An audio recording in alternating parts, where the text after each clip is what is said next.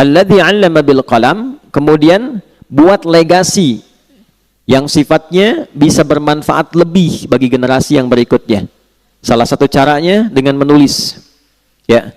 Yang belajar ini usahakan punya catatan. Dicatat itu lebih terikat ilmunya dibanding sekedar dihafalkan. Nanti yang tercatat dirumuskan, diruntutkan, ke depan bisa jadi bacaan. Walaupun orangnya sudah tidak ada, meninggal misalnya, tapi kitabnya masih ada, maka disitulah kemudian namanya akan abadi. Keabadian itu yang memuliakan Allah. Imam Syafi'i nggak pernah kita lihat, ya kan? Nggak pernah berjumpa, nggak pernah, masanya berbeda.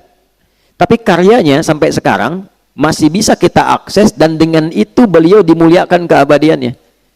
Karena itu orang-orang bijak mengatakan, kalau Anda masih ingin eksis sampai dengan masa depan, maka wariskan ke masa depan itu tulisan-tulisan dari karya kita yang paling baik. Tidak ada yang terbaik kecuali menyampaikan pesan-pesan yang dimuliakan oleh Allah Subhanahu wa taala. Teman-teman juga begitu. Ya, yang di birokrasi, yang di kedudukan, yang di harta dan sebagainya, ya bukan sekedar kita jalani sebagai profesi. Kalau bisa jadikan legasi, bikin kebijakan. Ya, buat kreativitas, bikin inovasi, tulis. Supaya satu saat dikenang, saya pernah mengalami ini, diwariskan, minimal anak cucu bisa baca. Oh, dulu saya kenal kakek itu begini, ya, bukan cuma lihat fotonya, ya kan? Wah, kakek ganteng juga ya. Oh, ternyata pernah main sinetron, ganteng-ganteng serigala, gitu kan? Repot juga. Ya. Kita bikin tulisan lebih bagus, terukur, ya.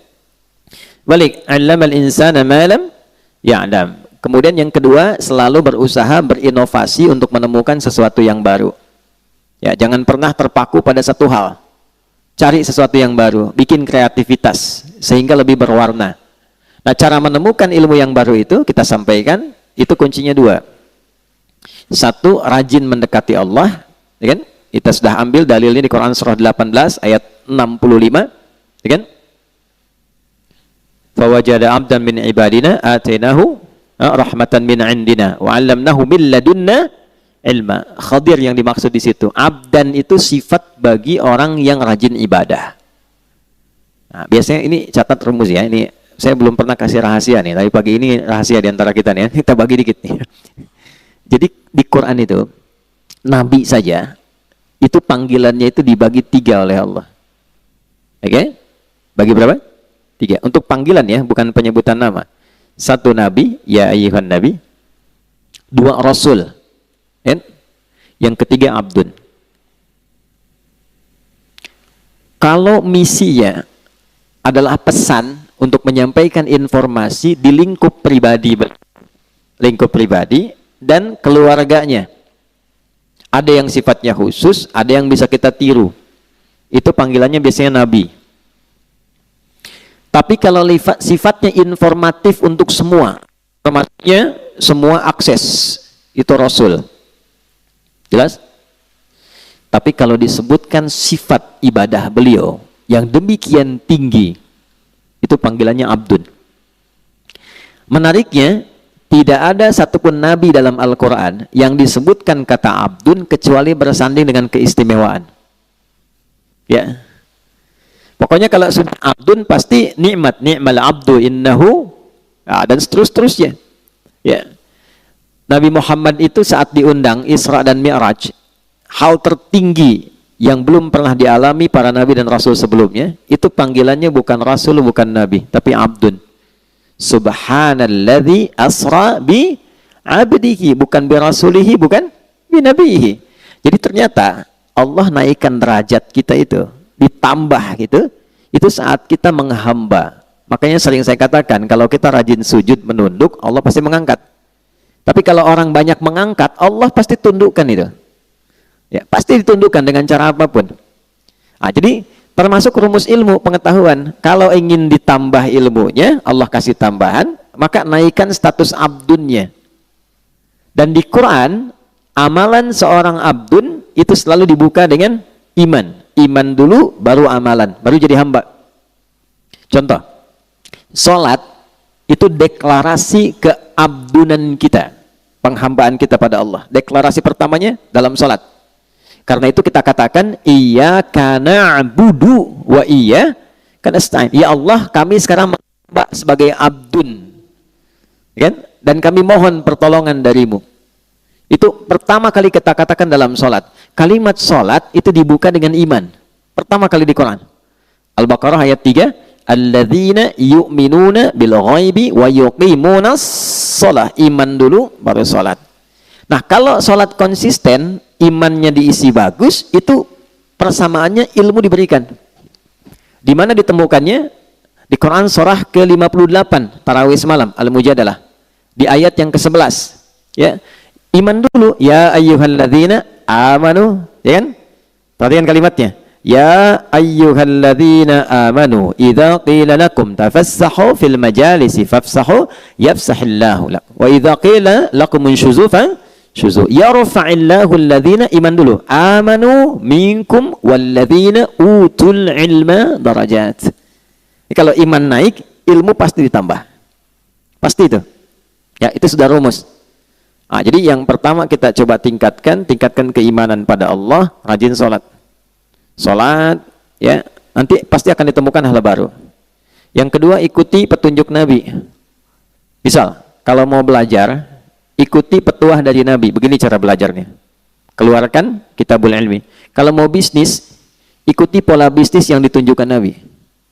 Kalau di birokrasi, di kedudukan, ikuti bagaimana petunjuk Nabi. Ambil value-nya, maka apa yang terjadi? Perhatikan kalimatnya. Al-Baqarah ayat 151. Kama arsalna fikum rasulan minkum yatlu alaikum ayatina wa yuzakkikum 2 wa yuallimukumul kitaba 3 wal hikmata 4 5 wa yuallimukum ma lam takunu ta'lamun. Orang yang cenderung mengikuti prototipe kehidupan Nabi, cara yang Nabi ajarkan, gimana menjalani hidup, salah satu keistimewaannya Allah kasih pada orang itu apa yang belum ia ketahui. Nah, teman-teman di serse misalnya kan, kehakiman dan sebagainya, kadang-kadang mau nyelesain kasus susah tuh, mau nemukannya. Sholat, kita petunjuk. Ya, tiba-tiba selesai ketiduran, mimpi dapat, tiba-tiba dapat pencerahan kemana arah. Itu bisa terjadi. Di bisnis begitu. Ya, begitu diikuti polanya, Abdurrahman bin Auf tuh dari mana sih modal pakaian datang ke Madinah dalam 3 tahun kok jadi orang kaya, kemudian valuasi hartanya di awal sampai 923 miliar dolar, dihitung sekarang itu 14.700 triliun. Nabi wafat, kita coba riset, itu kurang lebih valuasinya 72.000 triliun. Ya.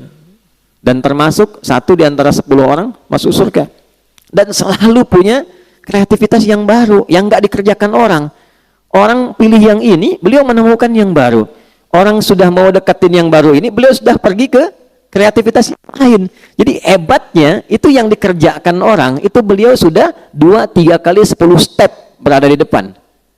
Ya, jadi bikin kreativitas baru, punya inovasi, orang belum ada. Begitu orang ngikutin, ini sudah mengerjakan yang baru lagi. Jadi pantas jadi yang paling unggul di bidangnya. Khalid bin Walid di militer begitu, selalu punya strategi baru. Ya, bayangkan. Ya, kebayang nggak? Belum saya ceritakan dia. Dia melawan Persia coba. Pasukan ratusan ribu, 100.000 pasukan. Beliau cuma bawa 10.000. Itu menemukan strategi baru. Jadi ada seorang di barat itu sampai kemudian meriset bagaimana seorang Khalid itu bisa menjadi jenderal paling unggul di lapangan. Itu dilihat gitu. Dan itu terjadi utamanya setelah masuk Islam. Sebelum masuk Islam hebat dalam strategi perang Uhud. Setelah masuk Islam lebih hebat lagi. Nah, itu jadi bab. Kalau dipelajari bisa sukses di bidangnya. Nah, itulah allamal insana ma lam ya'lam. Nah, yang kemarin kita telah berhenti di ayat 6 sampai 8-nya. Kalau sudah sukses jadi apapun. Jadi ilmuwan, jadi ulama, kan? Pebisnis kaya, yang kedudukan jadi jabatan, jadi jenderal, macam-macam birokrasi, udah jabatan tinggi. Kalla, jangan pernah terjadi. Innal insana la yatgha.